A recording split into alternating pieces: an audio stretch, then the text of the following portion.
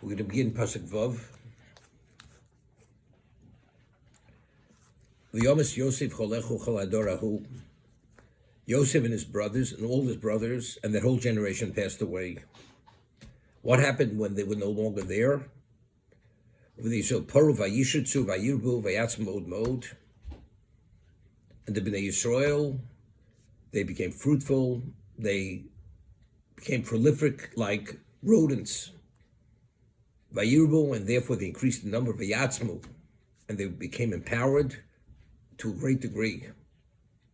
Vatimoli oritzosam, and the land was filled with them. Meaning, wherever you turned, you only saw Jews. So Rashi says, what is vayishritzu? Shoyoldos shisha bekeres echod.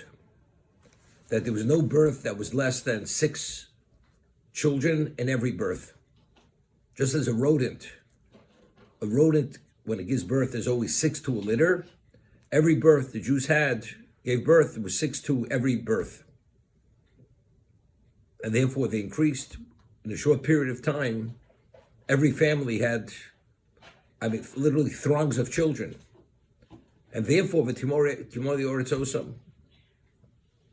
So we became, in the eyes of the Egyptians, we became a threat.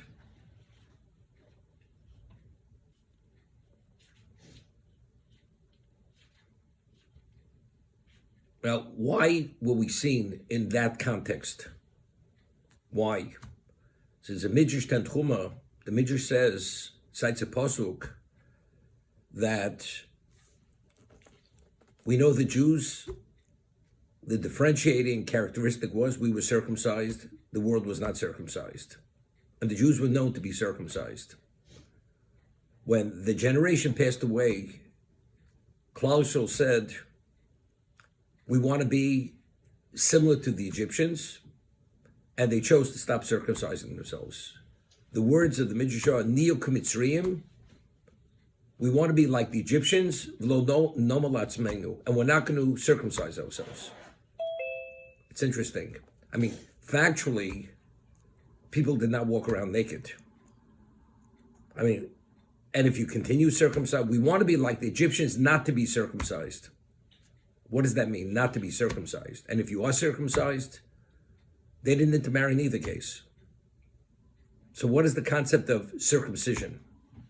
Now, there's the famous debate, which the Roman governor, Tonus Truppus, who actually ultimately put Rabbi Akiva to death, and they would have these public debates, and of course Rabbi Akiva would always make a fool out of Tonus Truppus.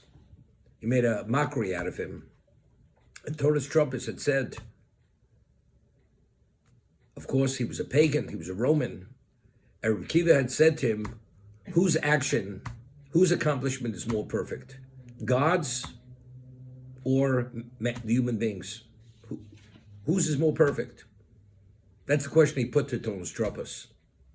So of course, when he asked him that question, he wanted to answer him based on Rabbi Akiva's belief. Meaning, if you believe in God, whose action is more complete, is more perfect? So Tonus Truppus says, of course, God's. God created heaven and earth. Could man create that? So Rabbi Akiva says, I'm not talking, it's anything which is out of the capacity of the human being. We're not talking about that. We're talking about something which is within the capacity of the human being. Whose action is more perfect? So Tonus Truppus says, of course, God's. He says, I disagree.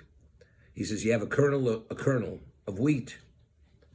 So the kernel of wheat, it's edible at a very minimal level. The raw kernel. You take it, you mill it, you turn it into dough, into flour, you make it into dough, you bake bread. What's more perfect? The final loaf of bread or the kernel? He says, of course, the loaf of bread. So you see, man's action is more perfect than God's. So he says to Rabbi Akiva, he says, if the human being is born with a foreskin, what do you circumcise? Why does the Jew circumcise himself? Seemingly, what is that all about? So he says, but that's exactly what I'm explaining to you. The world was created imperfect, and it's the mission of the human being is to perfect the world. So having a foreskin is an imperfection. So the Jew goes by removing the foreskin. That's perfecting the human being. That was his answer. So the Orach Chaim HaKodesh over there explains, why did Tonis Trumpus get it immediately? If he's gives him the example of the bread with the kernel versus the final baked loaf of bread, so it's obvious the message is the world is created imperfect and it's for man to perfect. So why did Tonis Trumpus, why did he catch on immediately? He was a brilliant man, there's no question. So he explains that the whole concept of the spiritual had no relevance to Tonis Trumpus. In the physicality of the human being, removing the foreskin, how does that somehow perfect the human being? In the physical sense, that's mutilation. It's not perfection. It's only perfection within the context of spiritual, as we discussed, because God created Adam without a foreskin. The foreskin, the covering, was only an expression of the Ra, of the evil of the Eitz Hadas. What is the concept of covering? Covering means things are not clear. Things are distorted. You think you see, you understand. It's not, you don't understand. And you have to go take certain initiatives to reveal and understand what is and what's not. So by removing the foreskin, we remove that covering. But Ra, immediately, when it came to existence, the first thing it did, it created that covering. There's a word from Meir Simcha that where is Mila, where's the circumcision? It's on the male organ. And it's called Os Bris Kodesh. It's the sign of the Holy Covenant. That means every Jewish child that's born into existence, at the time of conception, a moment before, whenever that child's conceived, the semen passes and is touched by that Os Bris Kodesh, by the Holy Covenant. That's why it's there. That itself, it's sanctified from the very inception of life, which is the time of conception. It passes and it's touched by that Os Bris Kodesh. Meaning, the whole idea of the Orlo is what? Is the introduction of evil into the human being. The removal of that foreskin is removing that covering, which is this represents distortion, to say that now this is touched by Bris Kodesh. What is Kedusha? Kedusha has no relevance to evil, has no relevance to anything which is concealed. There's a famous word in Hebrew, the word for the world is called Olam. Olam. Olam, the root of the word Olam is Helim. Helim means concealment. Concealment. The world, the physical world, everything is distorted, is concealed, things are not obvious, and that's why there's such an extreme level of difficulty to make the right choice. As we said, the Gemara says that the debate between Beisham and Beis Hillel, they debated the question, is it Noach Lodem Shenivra, Lo Noach Lo Shenivra? Was it best for man to be created and not to be created? And after debating the issue for 2.5 years, the consensus was Noach Lodem Shlo Nivra. It was best for man not to be created. Why? Because if you look at humanity, the majority of humanity failed. They failed. So it would have been best for man not to be created. So the Gemara concludes in Eruvin, however, now that he has been created, Yimashvish B'masav Yifash B'masav. But a person goes and before he acts, he makes an evaluation and he continuously focuses and reflects on his action prior and after he does it, that will give him the ability to see things correctly and make the right choice. But since most people don't do that, therefore, most people fail. Therefore, it's no Chod Shlo Nivra. But that was post Adam Rishon. That was post the sin of Adam Rishon, eating of the Eitz Hadas, because that was the evil. That created the concealment. That created that distortion of reality. So it says, when the Jews said, we want to be like the Egyptians, it stopped circumcising themselves. Meaning, not that the Greeks was known, they would perform in a naked state. So being circumcised was a disgrace. They worshipped the physicality of existence, so that was mutilation. So therefore the Hellenists, when they Hellenized, they stopped circumcising themselves in Greece, when the Greeks came to Israel. But over here, They dressed, they were covered. What it means, we want to be like the Egyptians. They were affected by the influence, meaning this whole idea of the spiritual realm, as we said. What is Paro? What is the Egyptian culture based upon? Everything's offer. Everything is earthy, is material. Once it's material, the whole concept of removing the foreskin doesn't make any sense. As I said, why did Torah's trumpists not understand Reb Kiva's answer? That the world was created imperfect, and mankind has to perfect the world, which is equivalent of going from the kernel to the baked loaf of bread, because that's in the physical. But the whole concept of spiritual doesn't exist in these people's minds.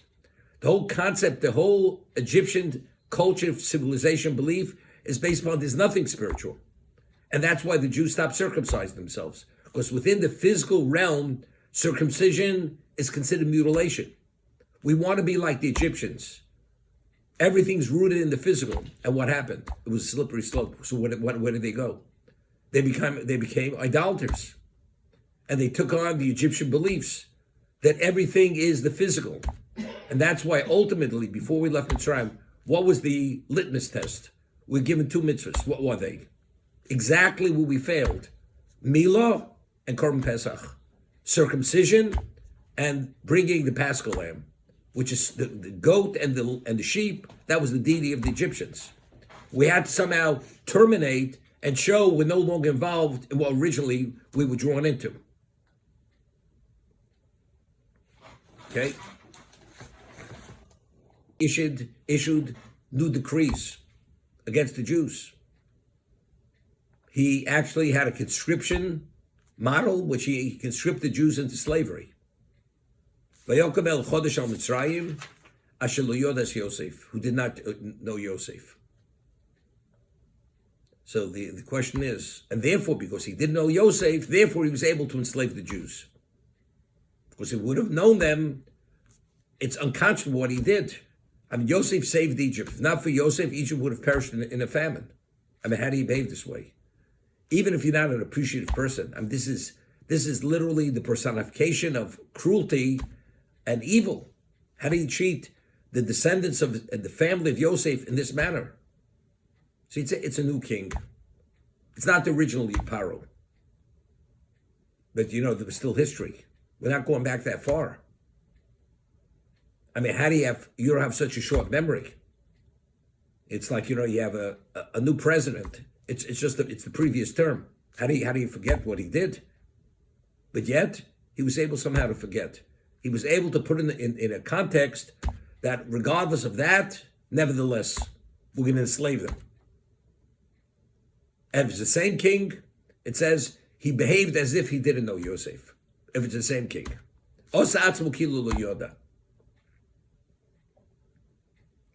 Every person who does the wrong thing, unless a person literally has amnesia, you have to justify why you're doing the wrong thing. It's like a person, he wants to speak Lashon Hara, he says, I think it's not so terrible. He's the type of person you could speak negatively about. Or anything we do. It's just this one time. What do you have to say, just this one time? I don't believe in it. Right? Just dismiss it totally. It's always a person steals. He has to justify stealing. Why? Because, they have so much that to really make a difference. It's unfair. The person who has, he took it, he gained it illegally. There always has to be a justification. Over here, what's Paro's justification? To enslave an innocent people. Here, they were innocent. Yosef, he didn't know them. But what's the justification? So over here, there's a famous Siforno. He explains what's Vayishritzu. They behaved like rodents. Very often you have descendants, they somehow reflect the values and the beliefs and the behaviors of their antecedents.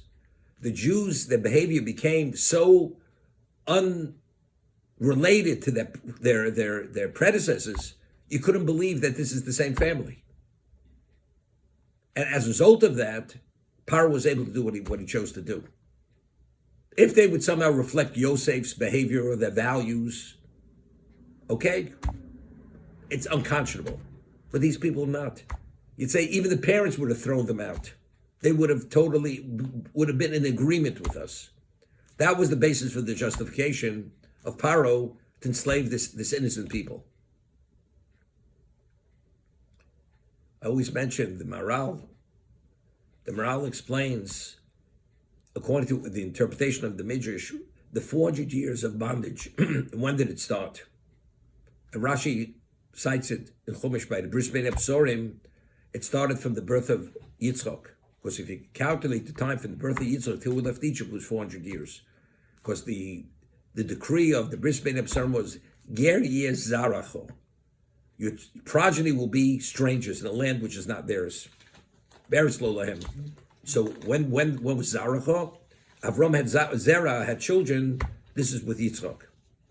Therefore, the 400 years begins with the birth of Yitzchak. So the Maral asks, but we weren't enslaved. We weren't enslaved till after the passing of Yaakov. So what's the enslavement?